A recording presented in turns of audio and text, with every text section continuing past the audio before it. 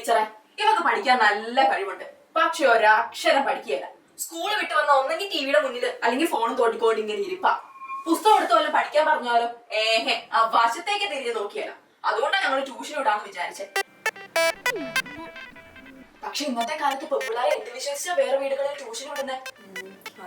അതുകൊണ്ടാ വീട്ടിൽ വന്ന് പഠിപ്പിക്കുന്ന ട്യൂഷൻ ടീച്ചറെ ഞങ്ങൾ നോക്കിയേ. എന്തായാലും ഞങ്ങളുടെ ഭാഗ്യത്തിന് ടീച്ചറിനെ കിട്ടി. അയ്യോ, ടീച്ചറൊക്കെ ചായ കുടിക്കാതെ? ചായ കുടിക്ക ടീച്ചറെ.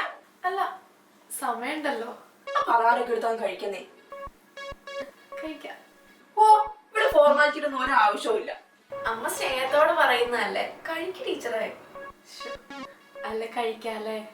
കഴിക്ക ടീച്ചറെ.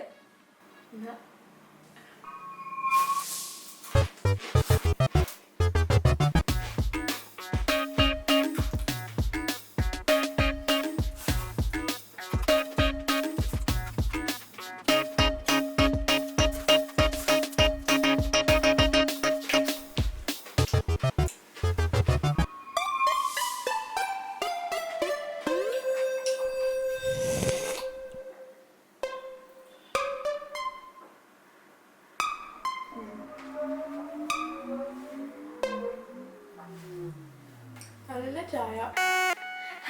Thank you.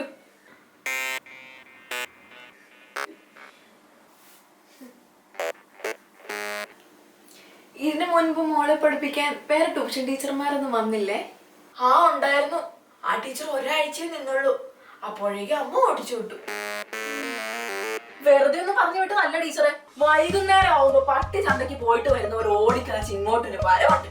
എന്നിട്ട് കിട്ടുന്നതെല്ലാം വാരി വലിച്ച് തിന്നിട്ട് എന്റെ കയ്യിൽ നിന്ന് 2 ഗ്ലാസ് ചായ മേടിച്ചു കുടിച്ച് എന്റെ കൊച്ചിന്റെ മുമ്പിൽ പോയി ഉറക്കം തൂങ്ങിനും പോരാത്തതിനും ഫോണിൽ തോണ്ടലും ഒരു വക പഠിപ്പിക്കുക. തീറ്റ തീറ്റ എന്നുള്ള വിചാരം മാത്രമേ ഉള്ളൂ അതിന്. ആസത്ത്. അയ്യോ, ടീച്ചർ കഴിക്ക്. ടീച്ചർ കഴിക്കാൻ കഴിക്ക്. കഴിക്ക് ടീച്ചറെ.